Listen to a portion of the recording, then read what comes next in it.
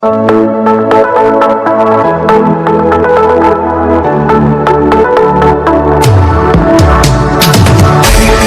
morning, XOP, and a blessed day to all of you. Today, let us talk about trusting God even when He says no. Truly enough, it's so easy to trust God when He says yes, when He says wait.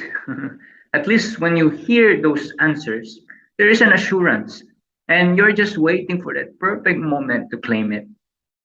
But what about those moments where God says no? Ever ask your parents about something and then their reply to you was no? Ever desired about something in your heart, but then it was not granted to you? I discovered that there is no such thing as unanswered prayers because everything that we pray for are always answered, whether it may be a yes, a no, or a wait. It's always answered by God, but it's just so hard for us to accept no as an answer. It feels like every time that we hear no, it's like something that we never wanted to happen or we don't want to be as an option. We never pray for something and says, God, okay, no, don't give it to me. Every time that we pray for, we expect a response from God, and it's about yes. So always, it's always about yes. And then when we receive his answer and he says no, we tend to become cold, sad, and the danger of that is that most of the time we run away from him.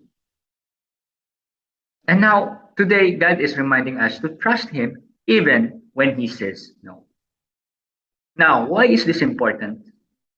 When God says no, it means that he knows what's best for us.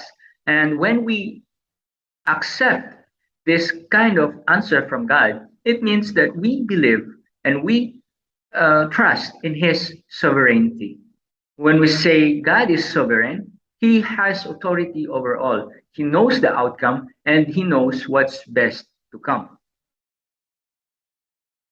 Now, there is no parent who delights when he deprives their children. There is no parent who really wants to decline the desires of their children.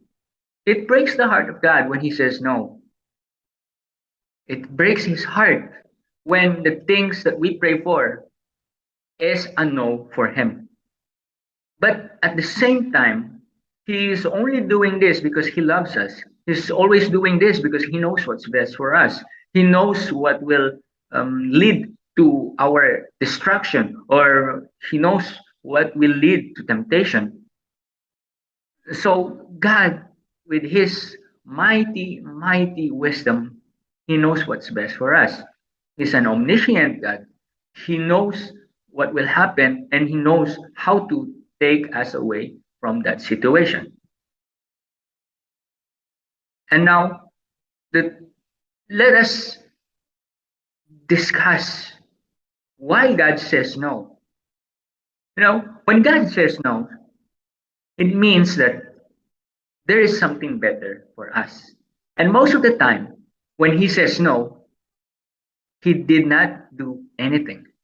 It's like we're praying for something, and when he answered no, he never did anything on that situation.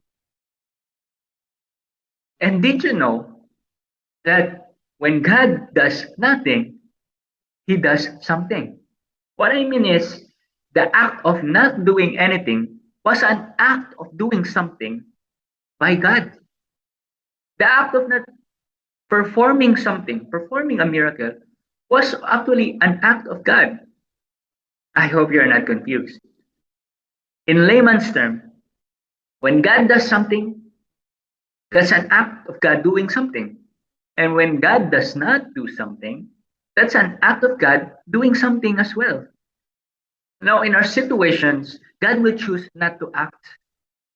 And it's a response of God saying, no, this is not for you. When God does not act, it doesn't mean that God doesn't care. It doesn't mean that God is not in our best interest. No, it's actually God saying that there is nothing to be done here. Um, it's just that He wants us to grow deeper in our trust on Him. He wants us to be deeply rooted on His sovereignty. You know, there's a passage in John 11. It was the time where the sisters of Lazarus wanted Jesus to come, and Jesus says, no, he will not end up in death. And then Jesus stayed for another 2 days, and sadly enough, Lazarus died, right? But then, you know the story, uh, Lazarus was resurrected. But the key point there is that there was a time where Jesus did not do anything. He stayed where he is for 2 days. He did nothing on the part of Lazarus.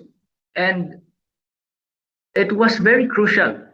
But it was important that Jesus should not do anything. And the main point of Jesus was that he did it because he wanted to show the glory of God. You know, there are times where God refused to do anything because this becomes a platform for him to illustrate his glory. Most of the time, he chooses not to act because the main thing about this is that God is not about performance.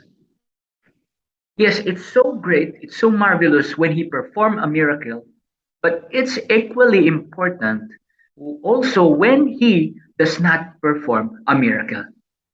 You know, God does not need to prove himself. God does not need to prove anything. Jesus does not need to prove anything because he has already proven everything on the cross. God can choose to reveal a lot of miracles so that everyone will believe in him and that everyone will be saved. But he did not do it. He still honors our free will and he chooses not to base everything in performance. God did not force himself to perform so much miracles that he wanted people to choose either to believe in him or not. You know, God is not just about performing, but he is also about our about his love, his care for us. He knows what's best for us. He knows what he is doing.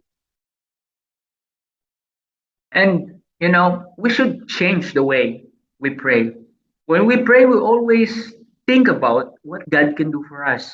When we pray, we always think about God performing miracles, but we never embrace when situations are not in our favor, when God chooses not to act, when God chooses to answer our prayers with no.